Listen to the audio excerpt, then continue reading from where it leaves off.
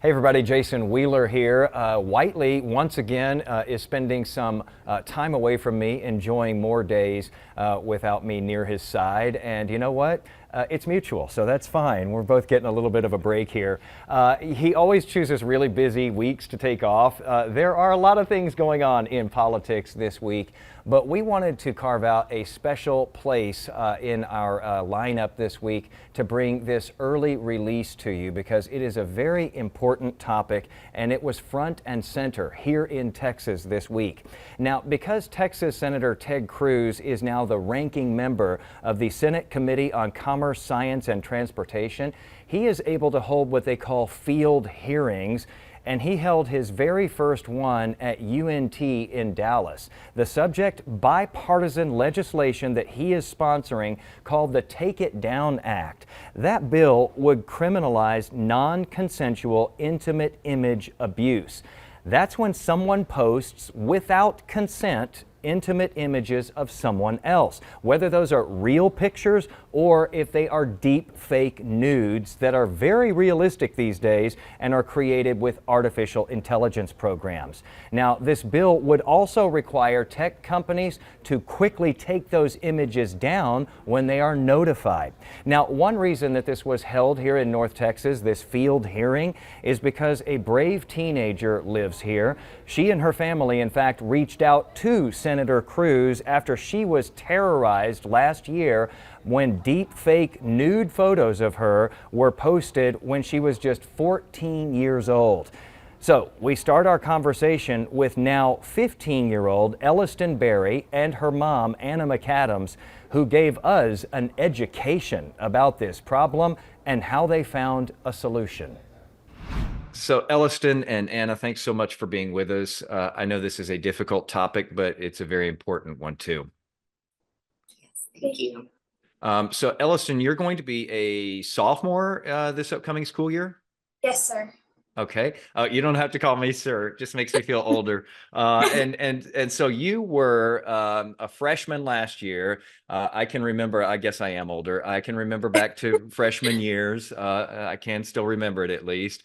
And just all of the pressures that go along with that and how it's a hard time in life. You were 14 there as a freshman, and in October of your freshman school year, you went through hell. You had your Instagram photos of your face, your hair, put into artificial intelligence by another teenager. And they created fake nude images. And this has really become a thing that has affected so many young people across the country. Can you pick up the story from that day, that morning when you woke up and these things are floating around out there in the world, and explain, because again, you know, for people who aren't familiar with this, this was your face, it's your hair, but certainly the rest of what was created was not you. But nonetheless, you woke up to a terror. Yeah. Well, before you start, so what this kid did was kind of opposite of what you just said. So what he did is he used an app called DNGG, and all it does is strip you. So it was her body. It was all the girls' bodies, their heads, their faces, everything, and he just stripped the clothes off of them. So that's why they're even more realistic than just, you know, putting a face on a nude, a random person. It was their bodies. So it looks exactly like child porn. I mean, it's so real. So thanks for that correction. So this goes, that's what makes it even more realistic. And Mom, I know that you said that this is, I mean, this is child porn. It's stunning what can be done with AI. Yes, most definitely. So Elliston, kind of tell us if you can, you know, you wake up that morning, you know, it's like any other morning, you're going to get ready for school, etc. What happened on that day? Well, it was a normal Monday for me. I had just gotten into the routine of volleyball, and then going to school, and just like that, just that routine. And then I had woken up just a normal Monday with a whole bunch of messages and phone calls with one of my really good friends just texting me saying that these photos of her and I and another one of our friends were going around. So she had sent me a collage of both of her and I's photos, as well as the original photo of her. And she was like, I made this, like hinting at the collage to show that her photo was fake. And because it was her Instagram photo and then the nude and then my AI nude. And she had sent me this collage to show that they were fake, and that she was wanting me to put the original photo from my Instagram up just to prove to everybody that these photos were fake. And my initial reaction was I was just totally shocked. I had never even thought that this could have happened, and I didn't even know what to even think. I couldn't process what was going on just because I was so shocked, and it was terrifying. And the first thing I did was go and tell my mom, and I was crying, and my mom and my stepdad were very supportive, and they were helping me calm down. And the first thing that they did was they called the school immediately. So I still had to go to school and I still had to go to volleyball practice. But throughout all of that, I had no idea what to think. I was so shocked and overwhelmed, everything going on, because my friend was still calling me and is trying to figure out what to do. And she's like, do I tell my parents? She's asking if I told my parents, and she's asking if we're going to school, just everything, what to do. And I had no idea what to do. And I was so overwhelmed. I was so scared. And by second period, I had been in the office giving my statement to the police officers. Wow, what a day. Let's walk through a couple of pieces of that day that you just described there. First of all, so you're confronted with these images that obviously these are not you, but you're confronted with these images that are out there in the world saying that they are you. Your mind is already blown from that. I would imagine at the age of 14 that even if these aren't nude images of you, it's really awkward to approach your parents to show them this and explain to them what has happened. Absolutely. I was scared to tell my mom because I didn't know how to come about the situation.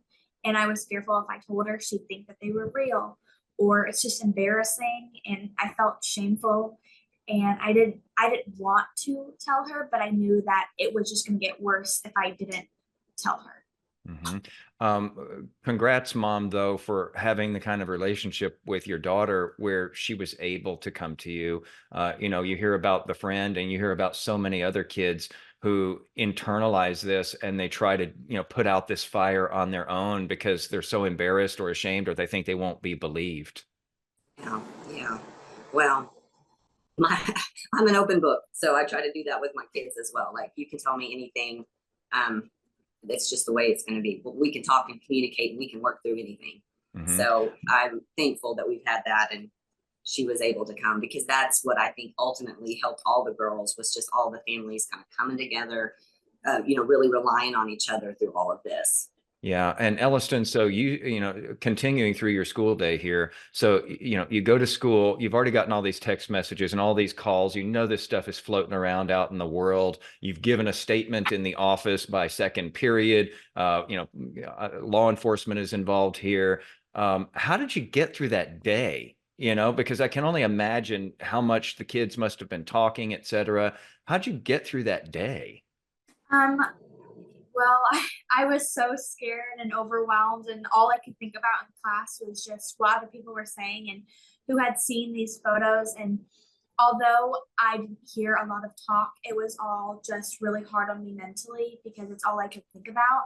So thankfully, my mom picked me up, and after I had given my statement, my mom let me come home, just because it was so overwhelming and I couldn't even focus in class. I can see that. And you talk about the other families and how everyone sort of came together here. How many classmates in total were victimized in this instance? Around 9. Well, there was 9 of them altogether. 9. Wow. And you think of the damage, the fallout from that, not only for those 9 young people, but their families as well. I can start to imagine what it must be like, but when you're a 14-year-old girl, your whole world is changing. It's an awkward age in a lot of ways anyway. You've just started high school. Kind of talk about, what that is like at the age of 14 to be confronting something like this. Well, everybody's on Snapchat and social media, And that's everyone's main form of communication. And that's what basically my school and my class and that's all my friends use. So with this situation, I was just so scared that everybody had seen this. And with that, everyone has their own opinions and everyone has their own ideas of what's going on. And it's really hard because since they're fake, it felt like my responsibility to have to tell everybody that they were fake. And it was so hard because I can't reach, my class alone is 600. So I didn't know how I was going to be able to tell 600 different people that these are fake. And it was just so overwhelming knowing that. Yeah, plus the rest of the high school. Yeah. Mm-hmm. And Mhm. it was just so overwhelming knowing that I had to do that for myself and for the other girls involved. And it just seemed like I couldn't do anything. I felt so helpless and stuck. Yeah, that's the problem here too, isn't it? That these things are not only created and you're traumatized in that way, but then it's amplified so quickly and it moves so fast that it's almost like there's no way that you can get out there in front of it. Mom, I'd like to know how you were on that day as well. In addition to the days that followed that, because just being a parent, I know, your number one job is protecting the kids, and in this case, as a parent, you're not able to protect the kids. No, no. And that was what was so devastating for me and my husband. I mean, we didn't have any kind of tool to navigate this, and you think you can protect your child until something like this happens and you realize it's totally out of my control. We really had no control. We didn't know who it was. He continued to do it through the week. We'd wake up and it'd be another girl and another girl, up to the 9. And we just couldn't stop him. I mean, we knew his Snapchat accounts, but we didn't have a clue who he was. And so it just, for us, I think in the beginning, the school and the sheriff, I don't know that they really took us seriously. I mean, they knew it happened, but they were like, okay, well, we really don't know who it is. No, they didn't really know what to do either, because there's nothing in law written for the sheriff and there's nothing in the student code of conduct. So, the school's like, well, my hands are tied, and which I found later that that's not necessarily the truth, but they didn't know what to do. So by the second day, so this is the Tuesday of that week, people who were getting the pictures had started to reach out to this kid and say, why are you doing this? What are you doing? You need to stop. This is awful. And his responses were, I want to go out with a bang. I want to ruin the girls. So when he started threatening that, I mean, my level of mama bear, me and my husband just went up, because, I mean, who knows? I mean, in today's world, there's shootings, there's bombings, so we again went right back to the school and we're like pressing them. You've got to do something. You've got to do something. He's threatening now, not just our daughters, but our school safety, and they didn't really want to hear that. But I was like, you have to take this seriously. We don't know. So besides the fact that the pictures are out there, now the girls feel like, oh my gosh, he could come and hurt us physically. So that whole week was really the girls, they allowed the girls to kind of stay out of school, which was really great. So they did online school that week up until that Friday. And so it seems like, for institutions, it's hard for them to kind of get moving on something like this and to take it as seriously as obviously you do as a parent, and Elliston, you do as a victim who's been through something like this. For parents out there who, or, even administrators, law enforcement, et cetera, who think, they don't give much thought to this. It's something that hasn't come into their lives. It hasn't affected their kids. You were one of those parents too at one point who never thought about this, probably. Right. It can happen to anybody. Yeah, it really can, no matter what age you are. But the fact that, they were underage, it's just horrific. Yeah. Were you surprised that, I mean, law enforcement's involved on this, the school's involved on this, Snapchat knows about this at this point. Were you surprised that, no one could just take it off of there and get something done, and that there was really nothing in the law that said it had to be done? Did that surprise you? I think it surprised me. Well, it didn't. This is the third incident at her school that this has happened to. So one of them was a boy, actually. It was a revenge thing where his ex-girlfriend took his photo, made nudes, and sent it out. The other one was a bullying, which was an 8th grader at the time, and she wanted to commit suicide. So we've got this this is happening at the school, and they're not doing anything. So by the time we got it, I was done. I was like, okay, I've heard of other instances. Didn't ever think it would happen to my daughter, especially by a classmate. And I'm like, but something's got to be done. So, I feel like you're not going to get anything done unless you're a squeaky wheel. So I'm not afraid to be that. So, I just kind of went to the school board. I'm not surprised because I feel like people sometimes don't want to get messy, well, whatever, it'll just go away. They'll just, fade back and, in the distance. But I was like, not going to let that happen. My daughter is forever changed now. And, she thinks about applying for college or a job. She's like, Mom, is that going to happen? Are they going to come up? Are they going to resurface? And this kid's going to, go, no one will ever know what he did. And so it was like, something has to be done. That's a great point too, because the victimization, I would imagine, it never ends, or at least the fear of being a victim as you go through life doesn't end. Elliston, talk a little bit about that. So you're worried that 10 years from now, when you're applying for a job or a promotion or et cetera, that somebody's going to type in your name into Google and boom, that's going to pop up. Is that what it boils down to? Exactly. I mean, these photos are so easily able to come up, and with AI getting normalized, it's not going to be hard to get something like this to happen. So if I'm applying for a job or for college, any corporation can just see these images easily. And the reason that I'm wanting to go and share my testimony is so that way, instead of that coming up, I'm able to show how much I've been wanting to push this bill to help others, rather than these images come out and it'll hurt me more and ruin me more, rather than helping others. You're flipping the script on it, which I absolutely love. You've gotten very involved, both of you. You talked about being the squeaky wheel. Y'all have been squeaking really loud here, and actually rolling along and doing some amazing things. I'm curious though, how consuming does this become in your life? Like how much has this become a part of your life to not only deal with what has happened to you, but to try to stop it from happening to someone else? Well, it's become a lot. Probably, I probably jumped on it a little bit more than her in the beginning, just because she had to get her brain wrapped around it, her and all the girls. So that first semester, the school did put him in school suspension, but we were never told when he was coming back. So that whole first semester was kind of, we lived in fear, thinking, oh, good, all right, we're going to wake up one day, go to school, and there he is. He's going to be in class next to the girls again. And was really hard, and I thought the school could have done a better job as far as letting us know. He was out that whole semester. I went to the school board, spoke at the school board, my husband and I, trying to get them that we wanted him expelled. I mean, if law enforcement can't really do much, we wanted something to happen, and we just couldn't get them to move on that. So his parents ended up taking him out of school. So the next semester he was gone completely, but not because the school stood up and did the right thing, which was heartbreaking, because we really wanted them to do something to, put a marker, in the sand, like, if you're going to do this, this is what could happen. And so, but the school kind of took more of his side, he's we're obligated to give him an education. And they really made it out like, they had an obligation to him, where I was like, what about our daughters? What about what just happened? What about the fact that he, said he could, go out with a bang to the entire school? Where's your responsibility to the school and these girls?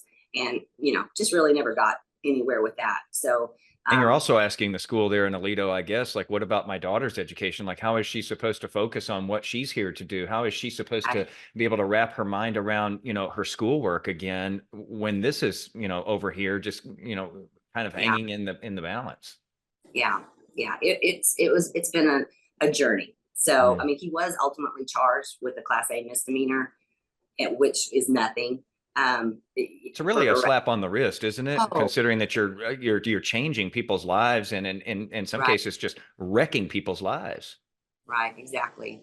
And he was supposed to, I had filled out all the paperwork to where on his sentencing day, after the case went to the DA, that we would get up and tell what exactly happened. All of us girls could, if we want to get up and tell. And the DA never got the case. So some probationary officer just said, oh, he's not a harm. We're just going to give him probation. So he's going to do some community service work, and then it'll go away. When he's 18, it'll be off his record altogether.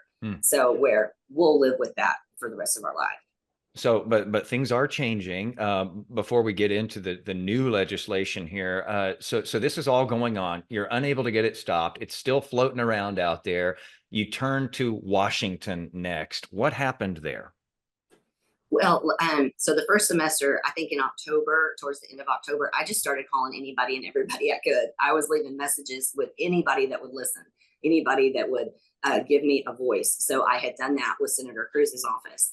And so also with our local rep here, Phil King, as well with his office. And he actually lives in Parker County where we live and has kids that go to Aledo. So I just, anybody that would listen, I was leaving messages, the Texas Education Board, I mean, anybody that I could get a hold of. So I didn't really hear anything until after the new year. And Senator Cruz's office reached out to me and was like, listen, just want you to know, we're trying to get a bill together. He heard your story. He has girls. He has two girls, one that's 13 and 16. So Elliston, kind of sandwiched in between them, and they're on social media. So he's like, we're going to try to get something together. So they heard my story, let us tell it, and we're like, we'll keep you updated. So wait, was your mind blown here that this actually got traction after you had left these messages? Yes, I was like, because finally, after for so long, you're telling your story to anybody that will listen. The girls are trying to pick up the pieces and continue to go through school. And some of the girls are not coming back. We talked about going to a different school altogether. They're going to go to private school. Not that it can't happen there, but I think some of them have been so traumatized by it that they don't want to go back. This is life altering. Yes, yeah. Most. Were you the type before who used to reach out to lawmakers about things and rattle their cages and press them on things, or was this a first? Yes, I have before. I really okay. did. So yeah. you knew the strings to pull here. Well, I've just learned that through life that you have to do that. You have to make people step up. Unfortunately, I wish people would just do the right thing, but a lot of times you got to force their hand. So, I knew I had to do something in this situation. So we just, like I said, I reached out as much as I can. And then Senator, our representative, Phil King, he's on a criminal justice committee right now for the state of Texas. And he's trying to get stuff in the law for Texas. So I went to Austin a couple of weeks ago before DC and spoke at their hearing there to try to, get some other things in Texas law as well. Now, I think that having what Senator Cruz is doing, overall umbrella, we're set. There's some other things that need to happen as well. But when he called and said, we're just trying to get bipartisan, we don't want this to be just a one-sided bill. It has to be Democratic and Republican. It's really not about that. It's really about the kids.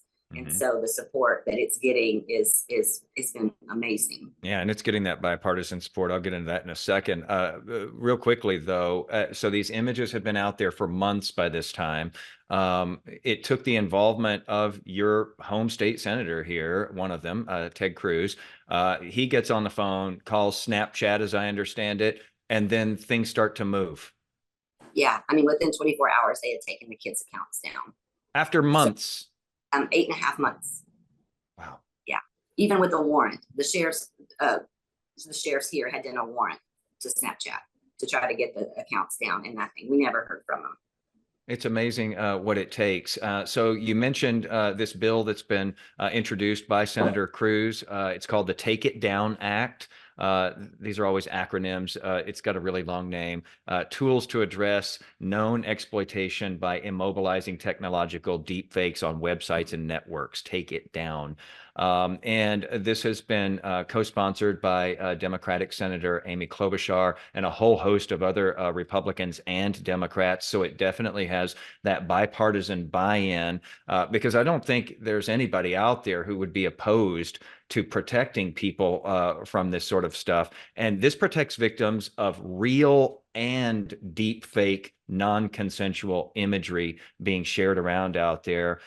Basically, it would criminalize publication of that kind of imagery or even the threat of publishing that kind of imagery, because we know that happens as well. And this is really important. It would require sites to take down these images within 48 hours of notice from the victim after they, and to make a reasonable effort to remove copies out there as well.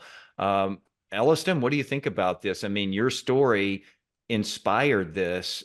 What do you think about these protections being in place for other young people out there? Not just young people, but anyone, but especially for young people your age. So many of them have been dealing with this.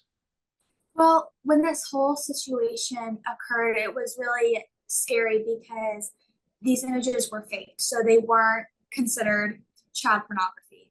So there wasn't really any punishments that the student could have because there was no law created. And it was really frustrating because no laws were created about any sort of thing that talked about AI.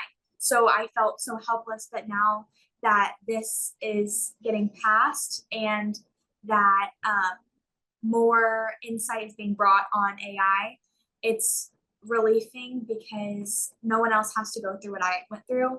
And it just also creates punishment for whoever is behind these malicious acts and will allow them to serve 2 to 3 years in jail. Mm-hmm.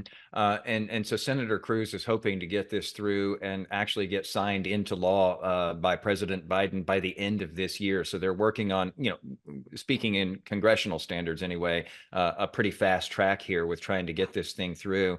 I'm curious how this has changed you, because you're at such an age of formation right now. I would imagine that this has changed you in some ways that you would have preferred not to be changed. But it has probably also changed you in some kind of amazing ways in that you are deciding to be empowered with this and to protect others and get involved. Well, it's shown me that with a little situation that I felt totally helpless and I didn't even know what to do can turn into something so big. And it's really just given me strength, and it's helped me so that anything is possible, and that really you can go from anywhere. And it also, although it's made me feel like I can do anything and my voice matters, but it also has shown me to be a lot more closed off because this happened to me and I never even thought about the situation or AI news or anything about AI in general. And I've set a lot more boundaries and been very hesitant before posting on social media and very hesitant between any sort of thing like that. I can see how that A lot would. more protected, I think. What'd you say? I said we're a lot more protected, I think, and not so. We think twice before posting stuff, for sure. Mm-hmm. Yeah, Mom, I would imagine it has changed you a lot as well. I mean, you want to protect your daughter always. I would imagine that this probably, increases that times 10. Well, I'm so thankful it's gotten traction. I mean, all the calls and emails and, we just tried, and it's just been great to actually get some attention to the situation because it's not going to go away. So it's only going to get worse. So, this bill, getting it passed is just the beginning, in my opinion. I mean, schools need to have their student code of conduct, brought up to where it needs to be in regards to AI. And I don't know, we're going to start it on the Texas level and try to get that to trickle down to these different school boards. But, it's just kind of the beginning, but at least it's a good start with all of this. But you can't be the only one up there at the podium at the school board meeting screaming. I mean, don't you want other students, teachers, parents to come out and say, hey, it's time. We're behind already. Yes, I hope so. I mean, I still have been fighting this whole semester to get the school to meet with me again, the school board, to talk about these issues. And it's kind of been like, oh yeah, we'll do it. And nothing's ever happened. So I hope that this traction, because I know we're not the only one. Like I said, it's the third thing that happened at her school. So I know there are other parents. I think they just don't know what to do. So the other 8 girls and their parents are very supportive of what we're doing, but I mean, they didn't think we'd ever go anywhere. Mm-hmm. So, I hope that this will allow other students that this has happened to come forward and to talk about it. And like the little girl that it happened to here, she wanted to commit suicide. I mean, that never needs to be the situation. You don't need to live in fear. You need to come forward. And so hopefully this will show support. I've had people messaging me about their own situations, and I'm trying to encourage them, go forward, just go tell, don't stop, don't be discouraged. When maybe it falls on deaf ears the first time, doesn't mean it won't the second time. So it's like, just keep fighting. I'll close with this. So we've talked about this proposed legislation that's making its way through now, where non-consensual images being shared, it would be criminalized, and platforms will be forced to take it down if you complain to them about it. And this would apply to real images that somebody, took, but they didn't intend for it to be shared with the world. And it would apply to, of course, these deep fake images like the ones that were made of you there, Elliston. Some people, I think, draw a distinction between those images. And they say, well, thank goodness this one wasn't a real image of you. That makes things easier because it wasn't real. It doesn't make it easier, does it? No. And if you were to see the images, if you were to see them, you would not know that they were fake. They are so realistic that it's scary. I mean, I know the original picture that was taken. A lot of us parents were there when those pictures were taken, but because of that app, I mean, it literally, it's them. I mean, it is child porn. So if you were a predator and you were just looking for child porn, you wouldn't know the difference. And it was never our intention for anything to happen like that. And with people creating these images, they were violating us, and just innocent photos that they totally took and twisted it and made it disgusting. And it was horrific. All the girls were so scared, and it really just took a toll on all of us, because we had never even thought about that ever happening to us. Yeah, and that's the distinction I wanted to make there, is that even though, portions of this photo were obviously not you, it might as well have been you, because your mind doesn't separate that out, and the shame is still there, and the embarrassment and all of that is still there. Exactly. Yeah. Well, you all are doing amazing work. Keep making that squeaky wheel squeak, because you've done some amazing stuff with this to help protect others in the future. Thanks so much for taking the time today. I know this is probably still a horrible, hard thing to talk about, even after you've testified multiple times and done so many interviews. But thanks for the real progress that you all have made on this. Thank you. Thank you for taking the time to do this. We appreciate you getting our story out there. Yeah, we look forward to the follow-up when this is actually signed into law. Yes. Well, we're getting a lot of headway. I think TikTok has actually signed on, and Meta as well. So we're making huge progress. Big things. Yeah. Those are big things. Thank you so much for everything. Very brave mom and daughter that you just heard from there, and they are affecting true change now. They were part of that hearing that was held in North Texas earlier this week by Senator Cruz, and after it wrapped up, we sat down one-on-one with Senator Cruz about this legislation he is sponsoring that aims to catch up with some of the problems that are being created now by artificial intelligence. Senator, thanks so much for being here with us. This is the first field hearing that you have held as a senator. Talk a little bit about why with this issue in particular in this legislation. Well, this past year, I became the ranking member of the Senate Committee of Commerce, Science, and Transportation. And the Commerce Committee has jurisdiction over about 40% of the U.S. economy. As the ranking member, I'm the senior Republican on the committee, and one of the prerogatives of a ranking member is the ability to hold field hearings. So this is not something that has been something that was available to me before. And I think it is important to, obviously we did this in Texas, in North Texas. One of our witnesses, Elliston lives in Alito, lives not too far away from here. And so she was able to come and tell her story.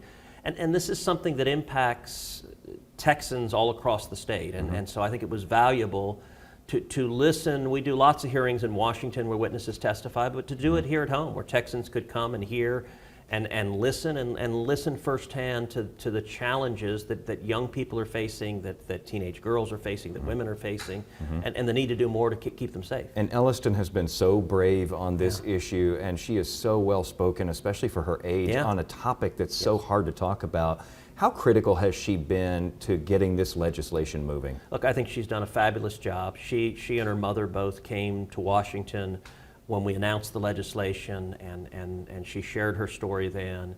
And then afterwards, she joined me. We did multiple media interviews, and I got to say, it was amazing.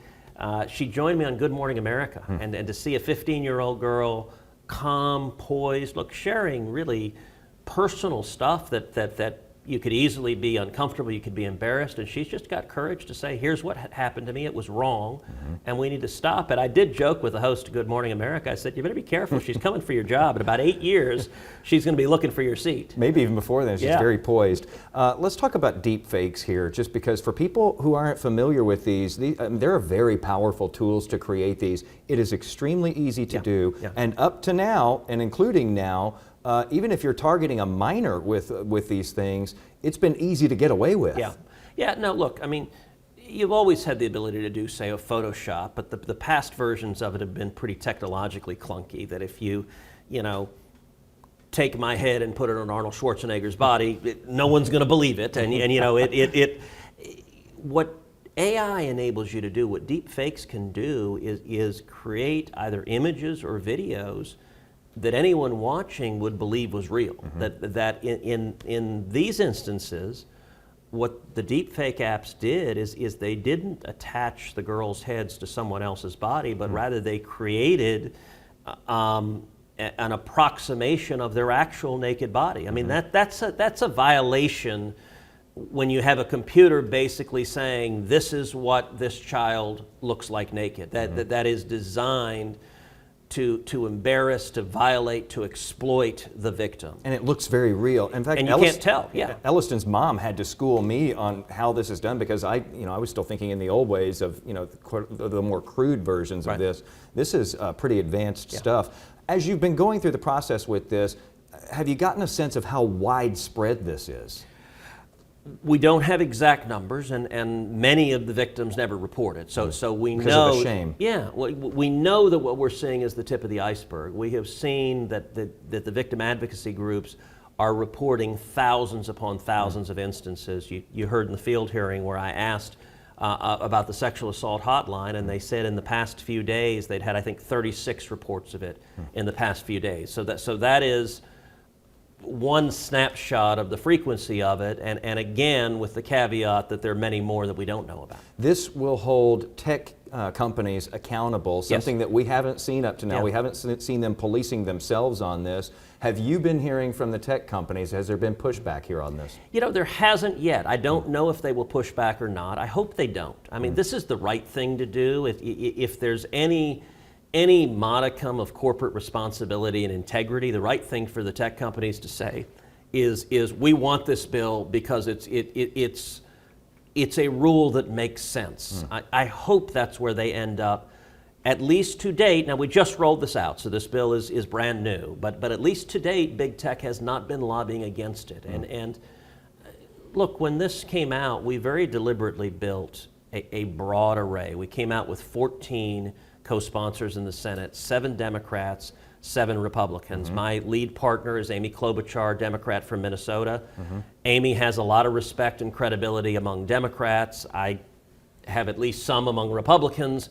The two of us together, I think coming out with that many co-sponsors and that broad a coalition helps this bill gain real momentum. And we also have over 40 victim advocacy groups and groups engaged in protecting those who are targeted either by online exploitation or sexual assault or all the different kinds of victimization. We're seeing a broad array and a broad coalition of support. I think that's one of the ways that we get this across the finish line and sign it a law. Is this the beginning, in your estimation, of us trying to get our arms around the whole idea of AI and legislation to address AI? Because up to now, a lot of people have felt like this technology is moving a lot faster than what the law can handle at this point. Yeah, listen, there's a lot we need to do on AI. It's an issue that is enormously important. There's a lot good about AI. It's easy to demonize it, but there's enormous productivity gains that we're going to get that are going to benefit consumers and be good for the economy and drive economic growth. And my number one priority in the Senate is jobs. That's what Texans are focused on. We want more jobs, higher paying wages, and I think technology, I think AI will help produce good jobs. It's also going to raise new challenges, and some of those challenges will be able to be covered by existing laws. So for example, if you create something that is fraudulent using AI, we have existing fraud laws that can go after that. In this instance, the exploitation of actual people using deep fakes is something that falls between the cracks of the law, that there's not currently a federal law that covers it, and in many states there's not a state law that covers it either. And so I think this is an example where the technology is moving, and if you want to protect victims, we've seen states act to protect non-consensual sharing of explicit images that are real, that say a boyfriend and girlfriend take explicit images of each other, they do so consensually, and then they have a bad breakup, and one or the other is mad and says, I'm going to post this to the world, I'm going to send it to your mom. And importantly, this legislation addresses that too, Yes, not just yes, the it deep does. fakes, because just because somebody consented to a photograph, they didn't consent to the whole world seeing it. Right. No, that is another form of abuse, and one of the witnesses we had today, Ms. Toops, shared the struggle that she had with pictures that she said she took voluntarily, but she didn't consent to their being made public, and she's been victimized by that for over a decade. And this is all about, you have a right to consent or not consent. And if you don't consent, you should have a federal right to have any tech platform take the image down. Senator, I know we're out of time. Thank you so much for doing this with us. Really appreciate it. So we're going to keep an eye on this because, again, this, by congressional standards, is on this hope, anyway, of getting through on a fast track. They're thinking that they might possibly be able to get this thing passed and signed into law by the end of this year. That is the aim right now, anyway. But again, because this affects so many people, we'll keep a real close eye on this one, and we'll keep you updated. All right, if you're not subscribed to yall-itics, please subscribe, and they will drop automatically into your little box there so that you know when new episodes are out. And hopefully, by the time we get to the next one, Whiteley will decide he misses me. We'll see you again next time.